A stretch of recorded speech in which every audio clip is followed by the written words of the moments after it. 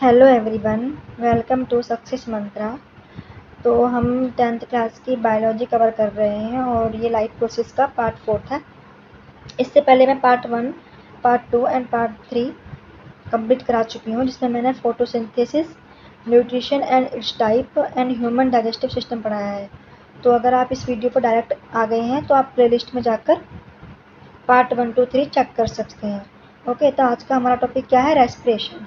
देखो, रेस्पिरेशन और ब्रीथिंग में कन्फ्यूजन होता है सबको, ठीक है। हमें लगता है कि रेस्पिरेशन और ब्रीथिंग ना सेम भी एक ही प्रोसेस है, उसको ही हम रेस्पिरेशन बोल रहे होते हैं, उसी को हम ब्रीथिंग बोल रहे होते हैं, लेकिन ऐसा नहीं है। ब्रीथिंग क्या है? ब्रीथिंग नॉर्मली ऑक्सीजन को इनहेल करना और कार्बन डाइऑक्साइड को एक्सहेल करने का प्रोसेस जो होता है वो ब्रीथिंग, उसको हम ब्रीथिंग बोलते हैं। ओके, और ये कहाँ हो रहा होता है? हमारे लंग्स के द्वारा हो रहा होता है। लंग्स की हेल्प से हम ऑक्सीजन को इन कर रहे होते हैं और कार्बन डाइऑक्साइड को एक्सहेल कर रहे होते हैं, ठीक है। और लेकिन रेस्पिरेशन क्या है?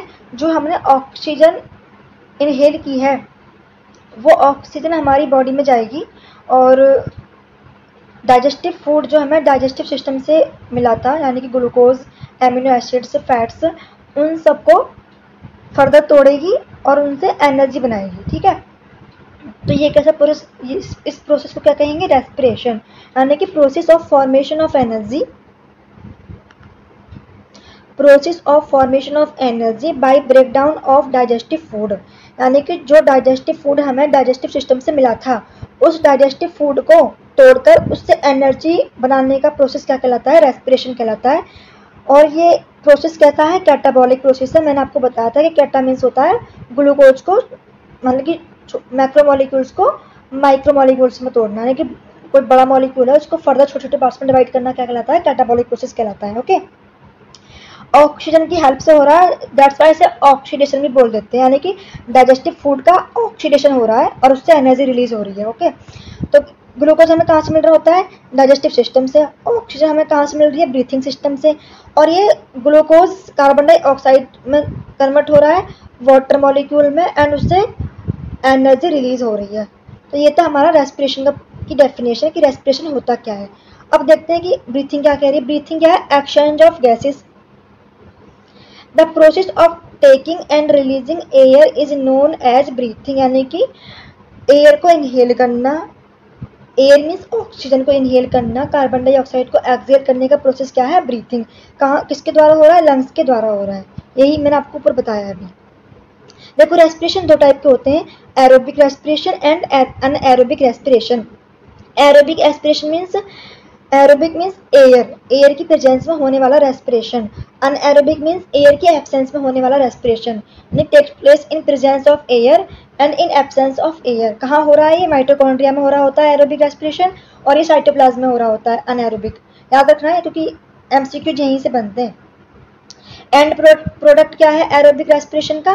Carbon dioxide and water molecule. और अनएरोबिक रेस्पिरेशन में क्या है? End product alcohol. फर्मेंटेशन के प्रोसेस में एल्कोहल बनता है और हमारी मसल सेल्स में क्या हो रहा होता है? लैक्टिक एसिड की फॉर्म में कन्वर्ट हो रहा होता है, एक्युमुलेट हो रहा होता है अनएरोबिक रेस्पिरेशन, ठीक है। एरोबिक रेस्पिरेशन में more amount of energy is released, यानी कि एनर्जी मोर अमाउंट में रिलीज होती है, और अनएरोबिक रेस्पिरेशन में क्या हो रहा होता है? Less amount of energy release. क्यों? एरोबिक रेस्पिरेशन में क्या? ऑक्सीजन है।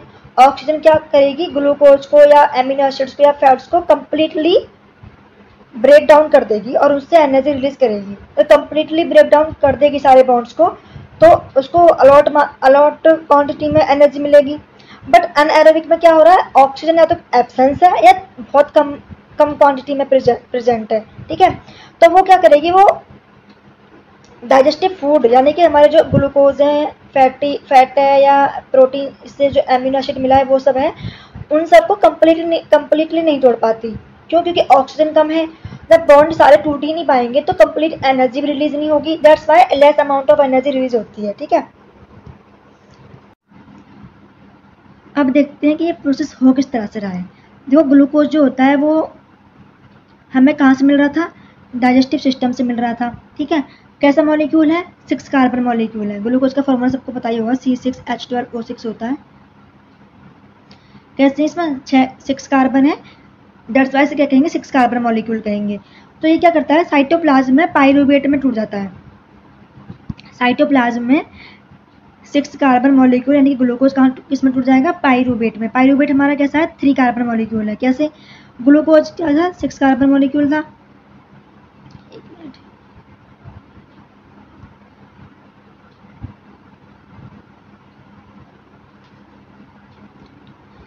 6 कार्बन मॉलिक्यूल है, तो सिर्फ इसका एक ही बॉन्ड टूटता है साइटोप्लाज्म में, ठीक है।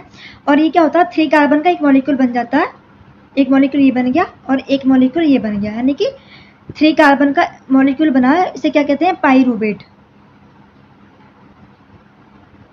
ओके, इसको भी पाइरूवेट बोलेंगे।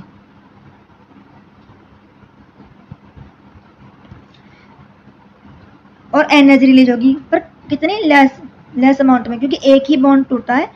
6 के 6 बॉन्ड जब कंप्लीटली टूट जाते हैं तब हमें मोर अमाउंट में एनर्जी मिलती है, लेकिन सिर्फ एक ही बॉन्ड टूट रहा है, दैट्स वाई थोड़ी सी एनर्जी रिलीज होगी और 3 कार्बन का एक पाइरूवेट मॉलिक्यूल बन जाएगा।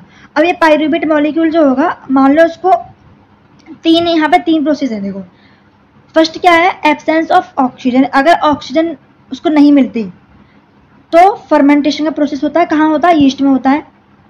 एब्सेंस ऑफ ऑक्सीजन, यीस्ट में क्या हो रहा है, फर्मेंटेशन, यानी कि ऑक्सीजन की एब्सेंट में यीस्ट में फर्मेंटेशन का प्रोसेस होता है। और उसमें क्या हो रहा होता है, इथेनॉल बनता है हमारा।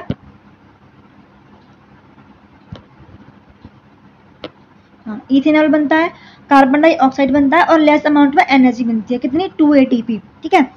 इथेनॉल देखो, ये था हमारा पाइरूवेट, और इथेनॉल कैसा है हमारा, 2 कार्बन मॉलिक्यूल, यानी कि सिर्फ एक ही बॉन्ड टूटा है।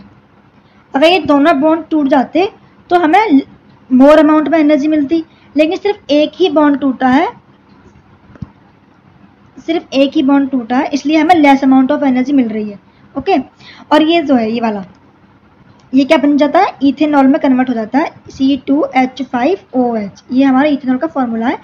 तो ये कैसा मॉलिक्यूल है, 2 कार्बन है, तो 2 कार्बन मॉलिक्यूल होता है इथेनॉल। और ये वाला कार्बन किस में कन्वर्ट हो जाएगा, कार्बन डाइऑक्साइड में। ओके, और लेस अमाउंट में हमारी एनर्जी रिलीज होगी, कब, जब ऑक्सीजन एब्सेंट है। और कहाँ है, ये यीस्ट में होता है ये वाला प्रोसेस। कौन सा प्रोसेस, फर्मेंटेशन का प्रोसेस, ठीक है। नेक्स्ट क्या है, लैक ऑफ ऑक्सीजन, यानी कि ऑक्सीजन प्रेजेंट तो है लेकिन बहुत ही लेस अमाउंट में प्रेजेंट है। ओके, एब्सेंस में क्या हो रहा था, बिल्कुल भी ऑक्सीजन नहीं थी, लेकिन लैक ऑफ ऑक्सीजन का मीन्स है थोड़ी बहुत क्वांटिटी में ऑक्सीजन है। कहाँ है, अगर मसल सेल्स में। ऐसा तो नहीं है कि हमारी मसल सेल्स में ऑक्सीजन नहीं होती, लेकिन जब हम एक्सरसाइज कर रहे होते हैं तो हमें ऑक्सीजन की नीड बहुत ज़्यादा क्वांटिटी में पड़ती है, दैट्स वाई ऑक्सीजन की कमी होने लगती है। और हमारा क्या होता है, पाइरूवेट किस में कन्वर्ट हो जाता है, लैक्टिक एसिड में। लैक्टिक एसिड हमारा कैसा मॉलिक्यूल है, 3 कार्बन मॉलिक्यूल होता है, यानी कि 3 कार्बन का ही हमारा पाइरूवेट था, और लैक्टिक एसिड भी हमारा 3 कार्बन का ही है। इसका मतलब ये है कि यहाँ पर एनर्जी बहुत ही लेस अमाउंट में रिलीज होगी, और कार्बन डाइऑक्साइड नहीं बनेगा। क्यों, क्योंकि कोई बॉन्ड टूटा ही नहीं है, तो कार्बन डाइऑक्साइड बनेगा कहाँ से, ठीक है। आई होप आपको क्लियर हो चुका हो। जब ऑक्सीजन की क्वांटिटी बहुत लेस अमाउंट में होगी, यानी कि लैक ऑफ ऑक्सीजन, यानी कि ऑक्सीजन है तो सही लेकिन बहुत कम क्वांटिटी में है, तो पाइरूवेट का कोई बॉन्ड नहीं टूटता, वो लैक्टिक एसिड में कन्वर्ट हो जाता है और थोड़ी बहुत ही एनर्जी रिलीज होती है। ओके,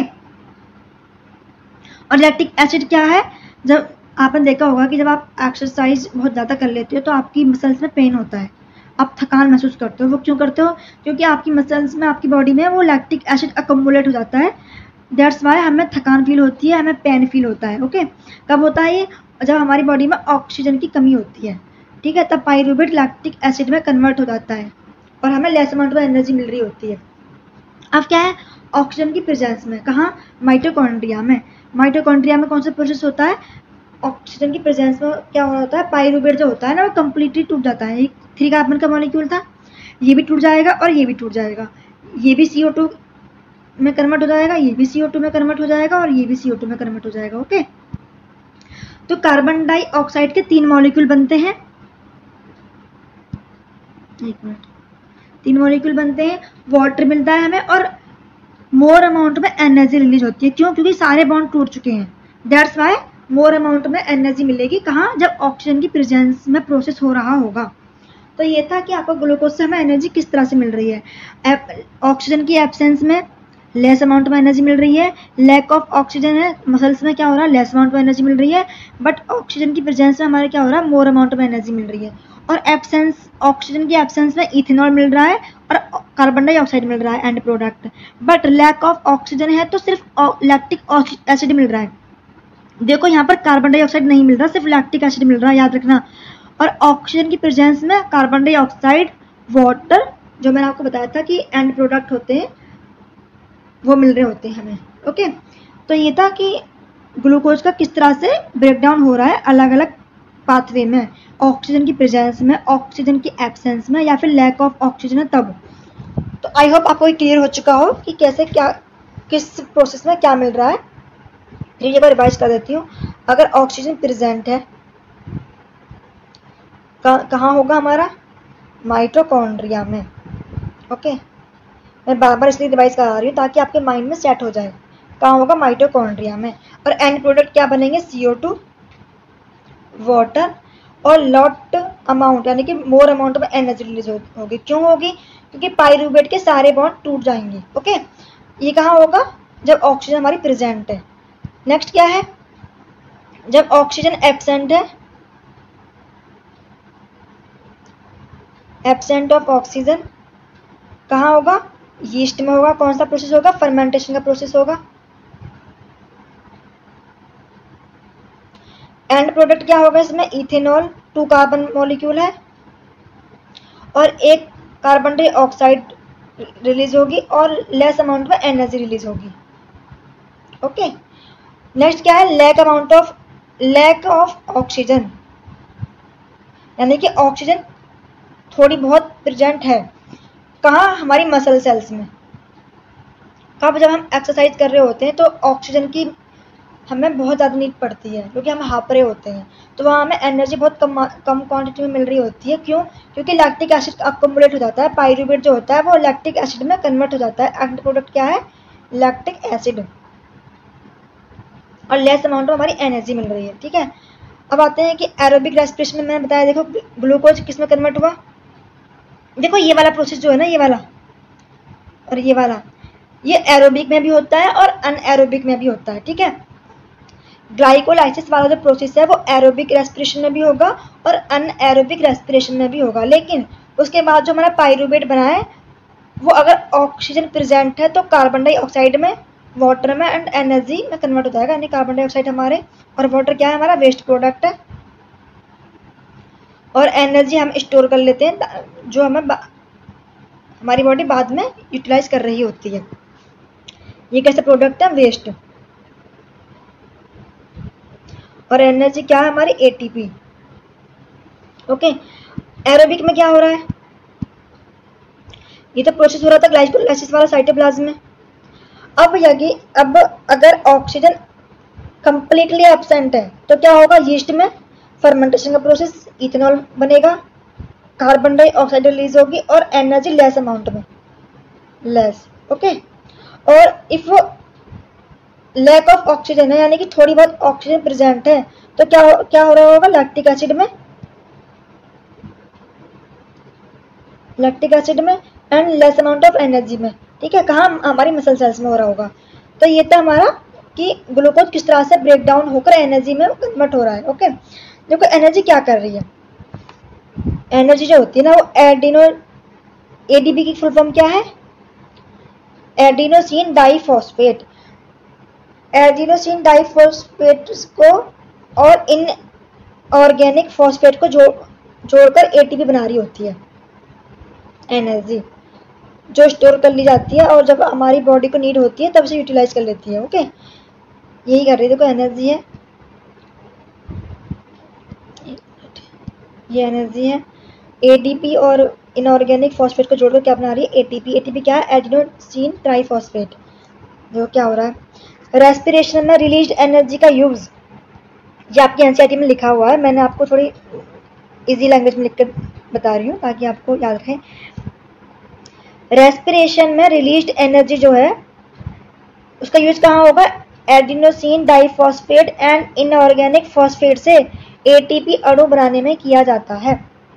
यानी कि ADP और फॉस्फेट कैसा है, इनऑर्गेनिक फॉस्फेट है, उसको जोड़कर एटीपी बनता है।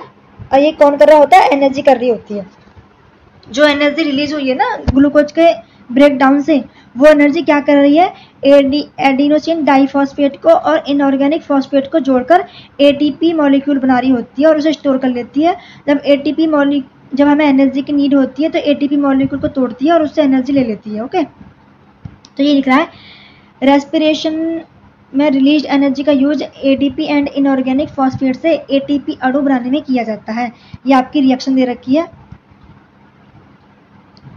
एडीपी प्लस फॉस्फेट एनर्जी है, तो ये बॉन्ड बनेगा और ये किसमें कन्वर्ट हो जाएगा? एटीपी में। अब देखो ये था एडिनोसिन, ये वाली स्ट्रक्चर है ना, ये वाली क्या है?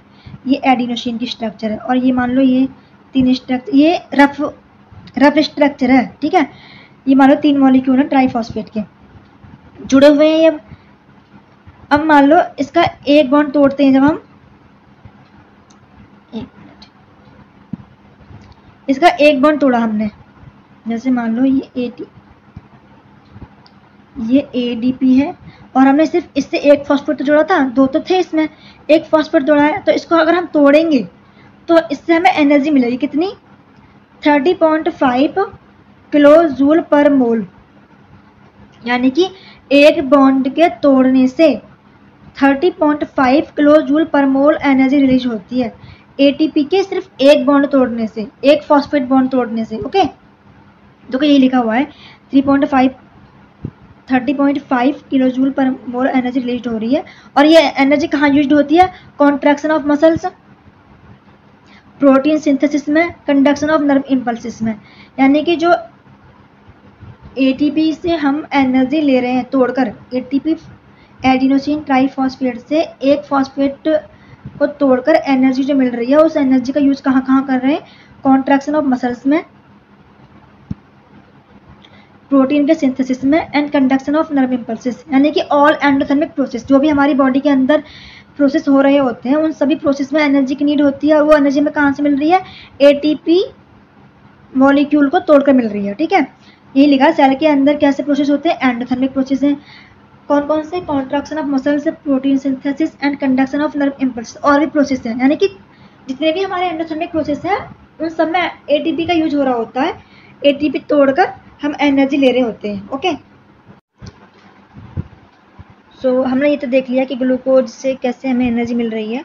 अब हम देखते हैं कि प्लांट में गैसेस का एक्सचेंज किस तरह से हो रहा है। मैंने आपको बताया था कि फोटोसिंथेसिस में कि स्टोमेटा के थ्रू गैसेस का एक्सचेंज हो रहा होता है। तो होता क्या है ना कि मेसोफिल सेल्स जो होती है ना, इसमें स्टोमेटा प्रेजेंट होते हैं, उसमें लार्ज इंटरसेलुलर स्पेस होते हैं जो ये इंश्योर कर रहे होते हैं कि प्लांट की एवरी सेल को एयर मिल सके, यानी कि प्लांट की ऑल सेल्स एयर के कांटेक्ट में रह सकें। इसके लिए क्या प्रेजेंट होते हैं?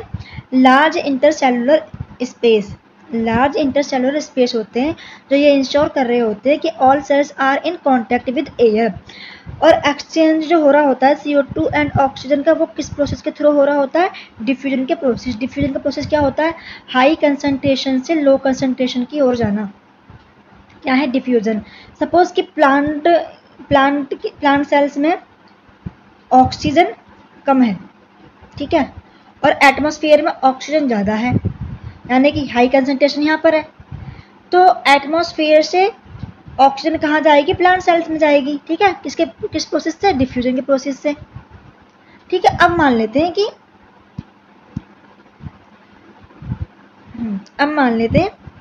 कि ये प्लांट है और प्लांट की सेल्स में ऑक्सीजन ज़्यादा है, हाई अमाउंट है।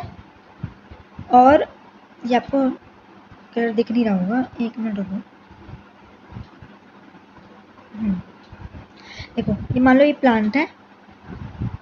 अब मान लो प्लांट की सेल्स में ना ऑक्सीजन ज़्यादा है, ठीक है, और एटमॉस्फेयर में ऑक्सीजन कम है। तो ऑक्सीजन प्लांट सेल से कहाँ जाएगी? बाहर की तरफ जाएगी, क्योंकि ऑक्सीजन प्लांट सेल्स में ज़्यादा है और एटमॉस्फेयर में कम है, तो हाई से कम की तरफ जाता है ना डिफ्यूजन का प्रोसेस में। तो यही है कि CO2 एंड ऑक्सीजन का जो एक्सचेंज हो रहा होता है वो डिफ्यूजन के प्रोसेस से हो रहा होता है। और ये किस पर डिपेंड करता है? Direction depend on environmental condition and requirement of plant। ठीक है, कैसे? मान लो सपोज कि मैंने अभी आपको बताया कि प्लांट में मान लो अब मान लेते कार्बन डाइऑक्साइड का एग्जांपल लेते हैं। मान लो ये प्लांट है और इसमें CO2 है, CO2 हाई अमाउंट में है, तो कहाँ जाएगी CO2? प्लांट सेल से एटमॉस्फेयर में जाएगी। ठीक है, सपोज अब ये प्लांट है, यहाँ पर CO2 लो अमाउंट में है, एटमॉस्फेयर में ज़्यादा है, तो एटमॉस्फेयर से कहाँ जाएगी? प्लांट सेल्स में जाएगी। तो ये कोई फिक्स्ड नहीं है कि plant cells CO2 plant cells के अंदर जाएगी और ऑक्सीजन प्लांट सेल से बाहर जाएगी। डिपेंड करता है कि प्लांट की रिक्वायरमेंट क्या है। ओके, ठीक है। अब देखो नेक्स्ट क्या है, प्लांट दिन के समय ऑक्सीजन देते हैं एंड रात के समय CO2 देते हैं। ये ट्रू है या फॉल्स? फॉल्स है, पार्शली फॉल्स है, मतलब पार्शली ट्रू है। कैसे? एक मिनट रुको।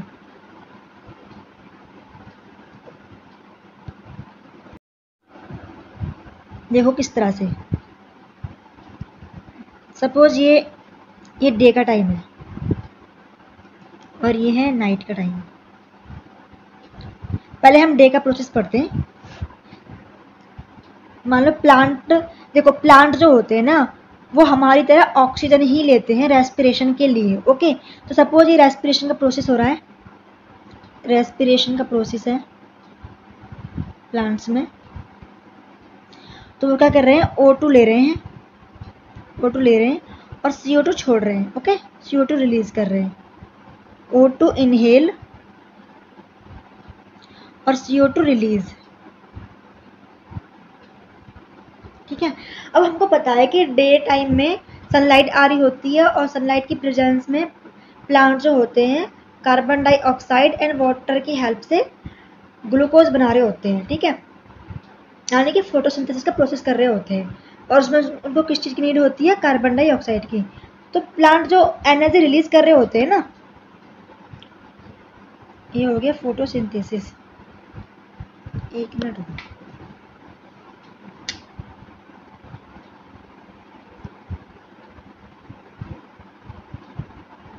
O2 अंदर ली, CO2 रिलीज की, ये क्या प्रोसेस है, रेस्पिरेशन। किन में, प्लांट्स में। दिन में क्या हो रहा है, फोटोसिंथेसिस। तो जो CO2 रिलीज की है ना प्लांट्स ने, वो उसको एटमॉस्फेयर में जाने ही नहीं देते, वो क्या करते हैं, उसको फोटोसिंथेसिस के लिए यूज कर लेते हैं। ठीक है, जब उसे फोटोसिंथेसिस के लिए यूज कर लेंगे अपनी रिलीज की हुई CO2 को, और हमें पता है कि फोटोसिंथेसिस में क्या होता है, ऑक्सीजन रिलीज कर रहे होते हैं प्लांट, तो हमको क्या लगता है कि प्लांट जो है वो कार्बन डाइऑक्साइड देते हैं, लेकिन ऐसा नहीं है। प्लांट दिन के टाइम पर ऑक्सीजन रिलीज कर रहे होते हैं। क्यों कर रहे होते हैं? क्योंकि जो वो रेस्पिरेशन में ऑक्सीजन उन्होंने इनहेल की है और कार्बन डाइऑक्साइड एक्सहेल की है, उस कार्बन डाइऑक्साइड को वो एटमॉस्फेयर में जाने ही नहीं देते। वो उस कार्बन डाइऑक्साइड को फोटोसिंथेसिस के प्रोसेस में यूज कर लेते हैं, और हमको पता है कि फोटोसिंथेसिस के प्रोसेस में ऑक्सीजन रिलीज होती है, तो इसलिए डे टाइम में प्लांट ऑक्सीजन रिलीज करते हैं। अब नाइट में क्या हो रहा होता है, नाइट में फोटोसिंथेसिस का प्रोसेस तो नहीं होगा क्योंकि सनलाइट ही नहीं है, तो नॉर्मली रेस्पिरेशन का प्रोसेस होगा, और उसमें हमें पता है कि ऑक्सीजन लेंगे और CO2 रिलीज करेंगे। ठीक है, तो नाइट के टाइम पे क्या हो रहा होगा, CO2 रिलीज कर रहे होंगे। ठीक है, तो यही आपकी NCERT में गिवन है कि प्लांट्स जो होते हैं वो डे टाइम में ऑक्सीजन देते हैं और नाइट में कार्बन डाइऑक्साइड देते हैं। ये सच है, मतलब पर पार्शली ट्रू है, मतलब कंप्लीटली ट्रू नहीं कह सकते हम इसको, कि वो कार्बन डाइऑक्साइड तो रिलीज कर रहे हैं रेस्पिरेशन में, बस उसको वो यूज कर ले रहे हैं फोटोसिंथेसिस के प्रोसेस में। ओके, तो आई होप मैं आपको ये पॉइंट क्लियर कर पाई हूँ कि प्लांट दिन के टाइम पर ऑक्सीजन क्यों देते हैं और नाइट में कार्बन डाइऑक्साइड क्यों देते हैं। ओके, तो देखो यही लिखा है आपका, डे टाइम में क्या हो रहा है, O2 रिलीज कर रहे हैं, CO2 यूज्ड फॉर फोटोसिंथेसिस, और नाइट में क्या कर रहे हैं, CO2 रिलीज कर रहे हैं और नो फोटोसिंथेसिस। क्यों? क्योंकि सनलाइट ही नहीं है। डे टाइम में क्या हो रहा है, ऑक्सीजन को इनहेल कर रहे हैं रेस्पिरेशन में, और CO2 को रिलीज कर रहे हैं। रेस्पिरेशन प्रोसेस हमारी तरह ही होता है प्लांट्स में भी, CO2 को इनहेल करते हैं और CO2 को रिलीज करते हैं। CO2 जो रिलीज किया उसको क्या करेंगे, फोटोसिंथेसिस में यूज कर लेंगे, और फोटोसिंथेसिस में क्या होता है, O2 रिलीज हो रही होती है, तो इसलिए हमें डे टाइम में ऑक्सीजन मिल रही होती है प्लांट से। और नाइट में क्या होता है, ओनली रेस्पिरेशन का प्रोसेस हो रहा होता है, तो O2 इनहेल करते हैं और कार्बन डाइऑक्साइड रिलीज करते हैं। तो ये था प्लांट्स के बारे में। तो आपको ये पॉइंट याद रखना है, रेस्पिरेशन में क्या हो रहा है, O2 गैस को इनहेल कर रहे हैं और CO2 को रिलीज कर रहे हैं, और फोटोसिंथेसिस में CO2 को यूज कर रहे हैं और O2 को रिलीज कर रहे हैं। ठीक है, कंफ्यूज मत होना। अब हम आते हैं कि रेस्पिरेशन इन ह्यूमंस कैसे होता है। देखो हम डायग्राम के थ्रू पहले समझने की कोशिश करते हैं। देखो ये क्या है, नेसल पैसेज, यानी कि नोज से जब हम एयर ले रहे होते हैं उसको नेसल पैसेज कहते हैं। और जो हमारे नोज के दो होल है ना, ये सपोज ये नोज है और इसमें 2 होल है, नोज बनानी भी नहीं आ रही,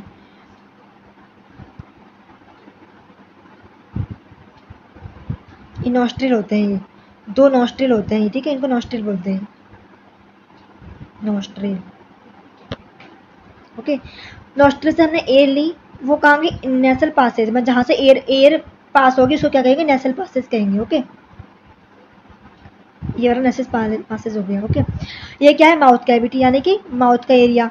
माउथ से क्या जाता है, फूड इंटेक कर रहे होते हैं, और नोज से क्या जा रही होती है, एयर जा रही होती है।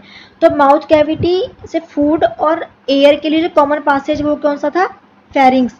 मैंने आपको बताया था कि एयर के लिए और फूड के लिए कॉमन पासेज होता है, जिसे क्या कहते हैं, फेरिंग्स कहते हैं। ठीक है, ये क्या है, लैरिंग्स, ये वाला एरिया ट्रैकिया के ऊपर होता है, लैरिंग्स का पोर्शन। लैरिंग्स क्या होते हैं, ये हमारा वॉइस बॉक्स होता है, जहाँ से हमें साउंड प्रोड्यूस होती है, उसे क्या कहते हैं, लैरिंग्स कहते हैं। ठीक है, अब क्या आएगा, ट्रैकिया आएगा। ये ट्रैकिया है, ट्रैकिया कैसा होता है, इस तरह से होता है, पाइप लाइक, और उसमें सी शेप क्या होती है, कार्टिलेज लगी होती है रिंग शेप में। ठीक है, ये क्या है, ये दिख रहा है ना आपको, ये दिख रहा है, ये वाला पोर्सन, ये वाला पोर्सन, एक मिनट में हाईलाइट करती हूँ ताकि आपको क्लियर हो जाए। देखो ये वाला पोर्शन, ये सारा क्या है, ट्रैकिया है, और इसमें जो रिंग रिंग सी बन रही है ना इस तरह की, ये क्या है, रिंग ऑफ कार्टिलेज है। ओके, अब क्या होता है, देखो ये ट्रैकिया हो गया। ट्रैकिया फिर फर्दर दो पार्ट्स में डिवाइड हो जाएगा, इसे क्या कहेंगे, प्राइमरी ब्रोंकाई। ये क्या हो गया, ब्रोंकाई, कौन सा, प्राइमरी। फिर ये फर्दर डिवाइड होगा आगे, क्या कहेंगे, सेकेंडरी ब्रोंकाई। फिर और फर्दर डिवाइड होगा आगे, उसे क्या कहेंगे, टर्सरी ब्रोंकाई। फिर टर्सरी ब्रोंकाई के बाद क्या होगा, वो फिर फर्दर जो डिवाइड होगा ना, फिर उसे क्या कहेंगे, मान लो ये आ गया, सपोज कि ये आ गया आपका टर्सरी ब्रोंकाई, ये हो गया टर्सरी ब्रोंकाई।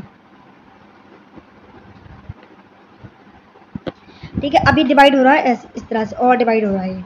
तो अभी इसे क्या कहेंगे, इनिशियल, ये दिख नहीं रहा होगा आपको ना, एक मिनट,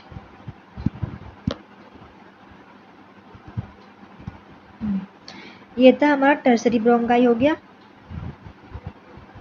ये फिर डिवाइड हुआ और फर्दर। ठीक है, इसे क्या कहेंगे, हम यहाँ लिख देती हूँ ताकि आपको क्लियर हो जाए। इसे कहेंगे इनिशियल ब्रोंकियोल, देखो ये लिख रहा है ब्रोंकियोल। ओके, इनिशियल ब्रोंकियोल क्या होगा, और फर्दर डिवाइड होगा और छोटे छोटे पार्ट्स में डिवाइड होता जाएगा। फिर एंड में क्या होगा, टर्मिनल ब्रोंकियोल्स आएंगे। टर्मिनल ब्रोंकियोल्स के बाद क्या आएगा, एल्वोलियर सैक। देखो ये आप देख रहे हो, ये ब्रोंकियल आ गए, ब्रोंकियोल के आगे क्या आएगा, ये आ गया एल्वोलियर सैक। ये वाला पोर्शन जो है ना, ये बैग लाइक स्ट्रक्चर जो है, इसको क्या कहेंगे, एल्वोलियर सैक कहेंगे। ठीक है, तो ये था आपका ह्यूमन का डायग्राम। मैं आपको एक बार फिर समझा देती हूँ ताकि क्या होता है। देखो ये ट्रैकिया है, ये प्राइमरी ब्रोंकाई है, ये सेकेंडरी ब्रोंकाई है, और ये भी सेकेंडरी ब्रोंकाई है।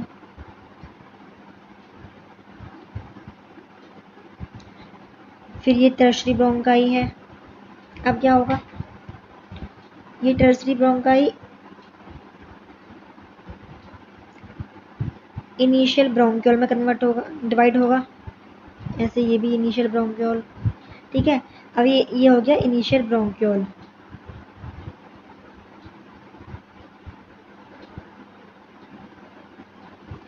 यानी कि ब्रोंकाई और डिवाइड हो रहे हैं, ठीक है, फिर और डिवाइड होंगे और डिवाइड होंगे इस तरह से, ये डिवाइड होंगे इस तरह से, मतलब बहुत डिवाइड होते रहेंगे। फिर एंड में क्या होगा, टर्मिनल ब्रोंक्यूल आएगा। मान लो डिवाइड हो गया, अब आ गया ये टर्मिनल ब्रोंक्यूल।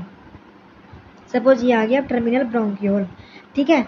अब क्या होगा, आगे जाएंगे इस तरह से एल्वोलियर सैक।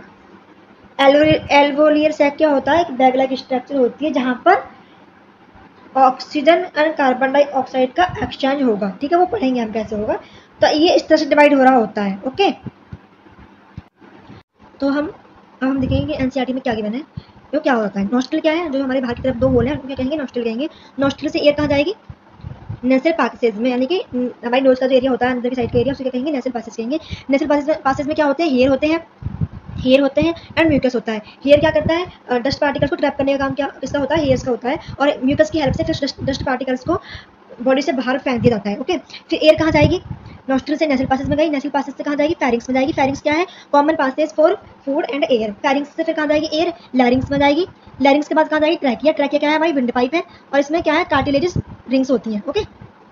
देन ट्रैकिया डिवाइड होगा ब्रोंकियाई में। ब्रोंकियाई कौन कौन से, पहले प्राइमरी ब्रोंकियाई यानी कि इस तरह से, ये हो गया हमारा प्राइमरी ब्रोंकियाई। देन प्राइमरी ब्रोंकियाई फिर फर्दर डिवाइड होगा सेकेंडरी ब्रोंकियाई में, ठीक है। देन सेकेंडरी ब्रोंकियाई डिवाइड होगा टर्शरी ब्रोंकियाई में, ठीक है। फिर टर्शरी ब्रोंकियाई जो होगा वो इनिशियल ब्रोंक्यूल्स में डिवाइड होगा। मान लो कि ये हो गया, ये है टर्शरी ब्रोंकियाई। टर्शरी ब्रोंकियाई फिर क्या होगा, इनिशियल ब्रोंक्यूल्स में, फिर डिवाइड होंगे और फर्दर ऐसे डिवाइड होते रहेंगे। देन ये इनिशियल ब्रोंक्यूल्स में पहुंच जाएंगे। इनिशियल ब्रोंक्यूल्स के बाद क्या आएगा, एल्वोलाई आएगा।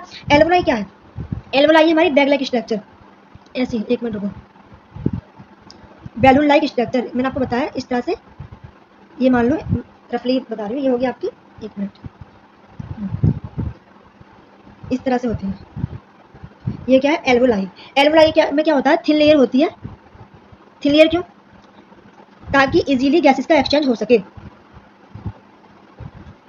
तो एल्वोलाई कैसा है, थिन है, वेस्कुलर है, और डिफ्यूजन के थ्रू गैसेस का एक्सचेंज हो रहा होता है। डिफ्यूजन कैसा मैंने बताया आपको, हाई कंसंट्रेशन से लो कंसंट्रेशन की ओर जाना, क्या कहलाता है, डिफ्यूजन, ठीक है।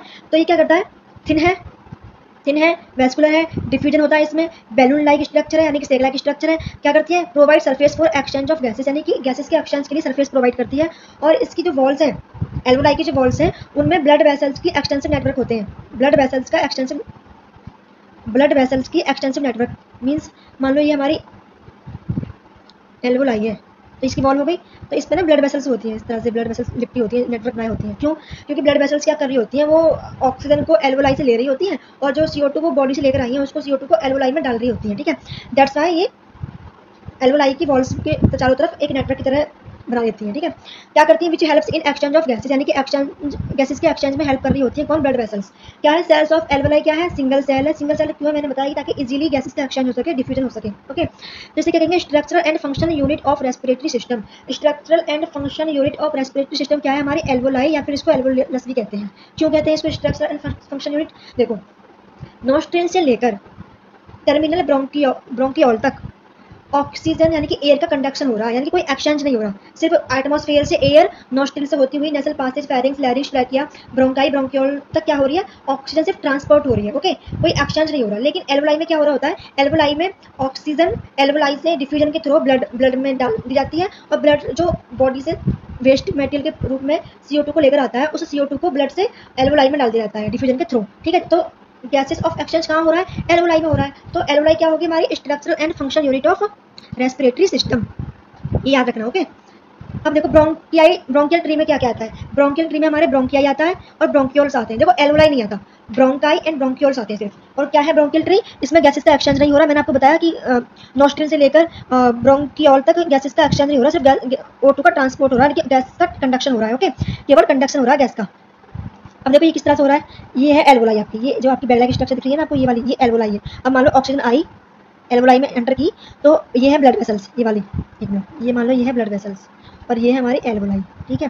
तो ऑक्सीजन अंदर आई, तो ये ऑक्सीजन आ जाएगी ब्लड में, ठीक है, और ब्लड फिर इसे बॉडी के अदर पार्ट्स में ले जाएगा, और जो ब्लड बॉडी के अदर पार्ट से और CO2 को लेकर आया है, वो CO2 कहाँ डाल दी जाएगी, एल्वोलाई में, ठीक है। तो ये प्रोसेस होता है हमारा। और इसमें क्या होता है कि ब्लड की जो RBC सेल्स है, हमें पता है कि RBC सेल्स में क्या होता है, हीमोग्लोबिन प्रेजेंट होते हैं, और हीमोग्लोबिन की टेंडेंसी क्या है, वो ऑक्सीजन के मॉलिक्यूल से बॉन्ड बनाता है, ठीक है। तो हीमोग्लोबिन एक बार में 4 ऑक्सीजन के मॉलिक्यूल लेकर जाएगा, ये हीमोग्लोबिन है, एक बार में 4 ऑक्सीजन के मॉलिक्यूल से अटैच करेगा अपने आप से और ब्लड में बहते हुए बॉडी के अलग अलग पार्ट्स में ऑक्सीजन को ट्रांसपोर्ट कर देगा, ठीक है। ये काम होता है किसका, हीमोग्लोबिन का। अब देखो ब्रीथिंग, इनहेल में और एक्सहेल में क्या हो रहा होता है, देखो जब हम इनहेल कर रहे होते हैं तब क्या हो रहा है, एटमॉस देखो लंग्स के अंदर एयर कम है, जब एयर कम है तो प्रेशर कम डालेंगे वॉल्स पर वो।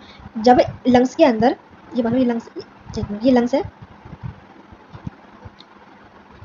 ये लंग्स है, ओके। लंग्स के अंदर ऑक्सीजन कम है, जब ऑक्सीजन के मॉलिक्यूल कम होते हैं तो कम प्रेशर डालेंगे। दैट मीन कि एटमॉस्फेयर में ऑक्सीजन ज़्यादा है तो एटमॉस्फेयर में प्रेशर भी ज़्यादा है, और लंग्स में प्रेशर कैसा है, लंग्स में प्रेशर कम है। तो ऑक्सीजन कहाँ से आएगी, मैंने बताया कि हाई कंसंट्रेशन से लो कंसंट्रेशन की तरफ डिफ्यूजन होता है। तो ऑक्सीजन कहाँ आएगी, एटमॉस्फेयर से लंग्स में आएगी, ठीक है। जब ऑक्सीजन को इनहेल कर रहे होते हैं तो ये होता है हमारा, ये देख रहे हो ना आप, ये एक मिनट, इस तरह से जो देख रहे हो आप, इस तरह की जो स्ट्रक्चर है इसे कहते हैं हम डायाफ्राम, डोम शेप होता है, ठीक है, ठीक है, ये डोम शेप है। जब ऑक्सीजन, ये हो गया डायाफ्राम और ये हो गया हमारे लंग्स, ठीक है। अब मान लो ये ऑक्सीजन आ गई इसके अंदर, तो क्या होगा, ये अब ऑक्सीजन बढ़ गई, इसके अंदर प्रेशर इंक्रीज हो गया, तो ये इधर की तरफ पुश करेंगे, मतलब प्रेशर डालेंगे वॉल्स पर। तो ये जो डायाफ्राम है ना, ये भी इधर की तरफ पुश होगा, यानी कि इधर की तरफ जाएगा और ये इस तरह से हो जाएगा, ठीक है। जैसे कि इसमें दिखा रहे हैं, ये डायाफ्राम यहाँ था, ऑक्सीजन को इनहेल किया तो ये डायाफ्राम जो है यहाँ पर आ गया, फ्लैट हो गया, यानी कि ये वाला हो गया। ये पहले ऐसे था, जब ऑक्सीजन को हमने इनहेल किया तो डायाफ्राम क्या हुआ, कॉन्ट्रैक्ट हुआ, कॉन्ट्रैक्ट होकर ये फ्लैट बन गया इस तरह से, और लंग्स में एयर फिल होगी तो इन्होंने अपना एरिया इंक्रीज कर लिया है, ठीक है। डायाफ्राम कॉन्ट्रैक्ट होता है और नीचे की तरफ हो जाता है, डाउनवर्ड मूव कर जाता है, ठीक है, इनहेलेशन में। यही लिखा है, जो क्या होता है, और ये है यहाँ पर रिप्स लगी होती है, देखो ये वाला एरिया है ना, ये रिप्स होती है, ये यहाँ पर रिप्स होती है, इंटरकोस्टल रिप्स होती है इस तरह से। ये मान लो ये लंग्स है, ये लंग्स है और ये होती है रिप्स, ठीक है। तब जैसे मान लो एयर आ गई, ऑक्सीजन आ गई, तो ये इधर की तरफ पुश करेंगे तो ये कहाँ जाएगी, ये बाहर की तरफ पुश करेंगी, ठीक है। तो ये लिखा हुआ है, क्या लिखा हुआ है, इनहेलेशन में क्या होगा, इंटरकोस्टल मसल्स होंगे वो कॉन्ट्रैक्ट होंगे, कॉन्ट्रैक्ट का मतलब है बाहर की तरफ जाएंगी इस तरह से, ठीक है। कॉन्ट्रैक्ट होंगी, रिब केस जो होगी वो मूव अप होंगी, यानी बाहर की तरफ मूव होंगी, आउटवर्ड। इंटरकोस्टल मसल्स कॉन्ट्रैक्ट होंगी, रिब केस जो होंगी वो आउटवर्ड साइड मूव होंगी, और डायाफ्राम जो होगा इस तरह से जो था वो डाउनवर्ड साइड मूव होगा और कॉन्ट्रैक्ट होगा। और प्रेशर जो होता है हमारे लंग्स में कैसा होता है, कम होता है, एयर मूव्स इनटू लंग्स। देखो मैंने आपको बताया एटमॉस्फेयर में प्रेशर ज़्यादा है और लंग्स में क्योंकि ऑक्सीजन नहीं है तो प्रेशर कम है, तो एयर कहाँ से आएगी, एटमॉस्फेयर से लंग्स के अंदर आएगी, तो ये क्या है, एयर मूव्स इनटू लंग्स, यानी कि एयर कहाँ आ रही है, लंग्स में आ रही है, ठीक है। प्रेशर कहाँ कम है, कहाँ, लंग्स में प्रेशर कम है। जब ऑक्सीजन इनहेल कर ली तो क्या होगा, डायाफ्राम में डोम शेप का है, उस पर प्रेशर पड़ेगा तो ये कॉन्ट्रैक्ट होगा ये फ्लैट हो जाएगा इस तरह से, ठीक है। तो डायाफ्राम क्या होगा, कॉन्ट्रैक्ट होगा और डाउनवर्ड साइड मूव होगा जिससे वो फ्लैट हो जाएगा। और रिबकेज जो थी हमारी, रिबकेज ये लंग्स है तो ये प्रेशर डालेंगे इधर एयर भरने के बाद, और तो ये भी बाहर की तरफ मूव करेंगी, तो ठीक है। रिबकेज क्या कर रही है, आउटसाइड मूव कर रही होती है, तो इंटरकोस्टल मसल्स जो होती है वो कॉन्ट्रैक्ट कर रही है, रिबकेज आउटवर्ड साइड मूव कर रही है, डायाफ्राम डाउनवर्ड साइड मूव कर रहा है और कॉन्ट्रैक्ट हो रहा है, और लंग्स में प्रेशर कम डिक्रीज होता है और लंग्स में एयर मूव होती है, ओके। ब्रीथिंग आउट में क्या होगा, इसका अपोजिट, इंटरकोस्टल मसल्स क्या होंगी, रिलैक्स होंगी, यहाँ पर कॉन्ट्रैक्ट हो रही है, यहाँ पर रिलैक्स होंगी, यहाँ पर रिबकेज जो है वो आउटवर्ड साइड मूव कर रहे हैं, यहाँ इनवर्ड साइड मूव करेंगे, और डायाफ्राम यहाँ कॉन्ट्रैक्ट हो रहा है तो यहाँ पर डायाफ्राम क्या करेगा, रिलैक्स होगा, यहाँ पर डाउनवर्ड जा रहा था, यहाँ पर क्या होगा, अपवर्ड आ जाएगा, यानी कि अब ये तो फ्लैट था, अब क्या करेगा, ये ऊपर की तरफ जाएगा, यानी कि फिर से ये डॉम शेप हो जाएगा, फिर नॉर्मल पोजीशन में आ जाएगा, ओके। यहाँ पर एयर लंग्स में आ रही थी, यहाँ एयर लंग्स से जाएगी, यानी कि आउट होगी, यानी कि CO2 बाहर चली जाएगी, लंग्स से एयर बाहर की तरफ मूव कर गई है। तो ये था हमारा ब्रीथिंग इन और ब्रीथिंग आउट का प्रोसेस, क्या था, इंटरकोस्टल मसल्स कॉन्ट्रैक्ट कर रही है ब्रीथिंग में, इनहेलेशन में, रिबकेज जो है वो आउटवर्ड साइड मूव कर रहे हैं और डायाफ्राम जो है वो डाउनवर्ड साइड मूव कर रहा है एंड कॉन्ट्रैक्ट हो रहा है, कॉन्ट्रैक्ट होकर फ्लैट हो जाता है, और लंग्स के अंदर जो है प्रेशर डिक्रीज है, दैट्स वाई ऑक्सीजन जो होती है वो एटमॉस्फेयर से लंग्स के अंदर आती है। एक्सहेलेशन में क्या हो रहा है, इंटरकोस्टल मसल्स रिलैक्स हो जाएंगी, रिबकेज जो है वो मूव डाउन हो जाएंगे, यानी कि पहले बाहर की तरफ जाए थे अंदर की तरफ आएंगे, इनसाइड डायाफ्राम जो है वो रिलैक्स हो जाएगा और अपवर्ड साइड अपनी नॉर्मल पोजीशन में आ जाएगा। और प्रेशर जो होता है लंग्स में, क्योंकि CO2 फिल होती है तो वो CO2 की वजह से प्रेशर ज़्यादा होता है, और दैट्स वाई वो एयर जो है वो एटमॉस्फेयर में, यानी कि लंग्स से एयर बाहर की तरफ जा रही होती है, ठीक है। तो ये आपका ये डायग्राम में ऐसे बताया हुआ है, देखो इनहेल हुआ, ये पहले यहाँ पर थी इंटरकोस्टल मसल्स, पहले यहाँ पर थी, देखो यहाँ थी, अभी कहाँ आ गई, यहाँ पर आ गई, डायाफ्राम पहले यहाँ पर था, जब ऐसे ही इनहेल किया तो यहाँ पर आ गया, ठीक है। Diaphragm moves down and chest expand, यानी कि हमारा चेस्ट एरिया क्या होगा, एक्सपैंड हो जाएगा, फुल जाएंगे हमारी चेस्ट, ठीक है। जब एक्सहेल करेंगे तो डायाफ्राम क्या होगा, रिलैक्स होगा, और चेस्ट कैविटी जो होगी वो बैक टू ओरिजिनल पोजीशन, यानी कि जो चेस्ट कैविटी की नॉर्मल पोजीशन होती है वो वहाँ पर वापस पहुँच जाएगी, ओके। आई होप आपको क्लियर हो चुका हो, फिर भी मैं एक बार रिपीट कर देती हूँ।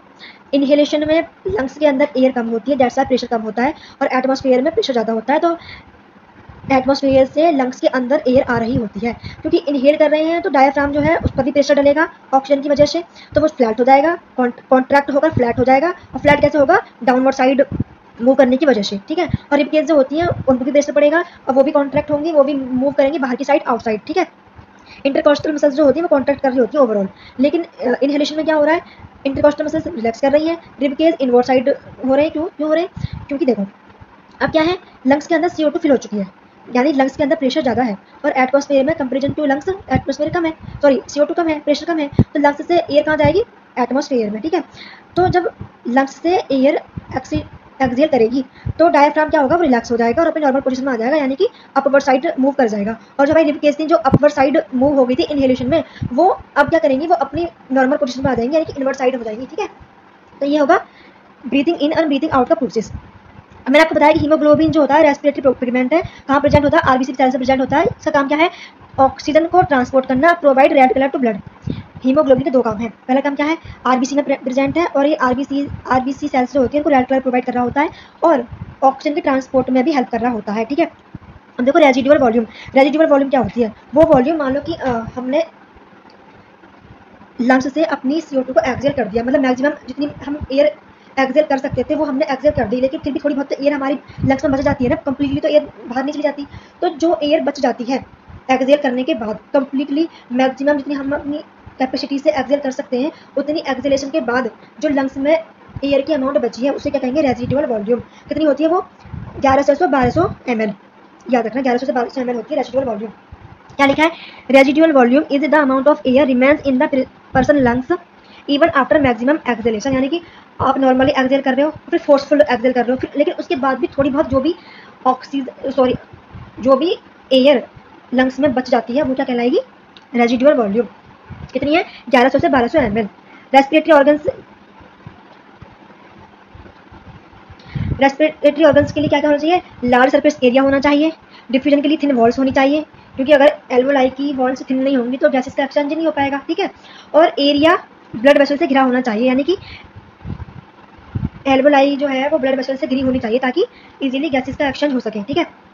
देखो टेरेस्ट्रियल एनिमल्स जो होते हैं वो क्या करते हैं? वो एयर से ऑक्सीजन लेते हैं, और एक्वेटिक एनिमल्स जो होते हैं वो डिजॉल्व्ड ऑक्सीजन लेते हैं। किससे? वाटर से लेते हैं, यानी कि एक्वेटिक कौन है? पानी में रहते हैं, पानी में वो क्या करते हैं? डिजॉल्व्ड ऑक्सीजन ले रहे होते हैं, ठीक है। Breathe faster than terrestrial animals, यानी कि एक्वेटिक एनिमल्स जो होते हैं वो लैंड पर रहने वाले एनिमल्स के कंपेरिजन में फास्ट ब्रीथ करते हैं। क्यों? क्योंकि डिजॉल्व्ड ऑक्सीजन ले रहे होते हैं, दैट्स व्हाई, ठीक है। तो ये था आपका रेस्पिरेशन का प्रोसेस। आई होप आपको मैं एवरी पॉइंट क्लियर कर पाई हूँ। अगर आपको कोई भी डाउट रहा हो तो आप कमेंट सेक्शन में मुझे बता सकते हैं, मैं पूरी तरह से आपको कोशिश करूँगी कि आपका डाउट क्लियर कर पाऊँ। एंड अगर आपको ये लेक्चर अच्छा लगा हो तो प्लीज़ लाइक करें, सब्सक्राइब करें एंड अपना रिव्यू जरूर दें ताकि मैं और अच्छा कर पाऊँ। Okay, thank you for watching.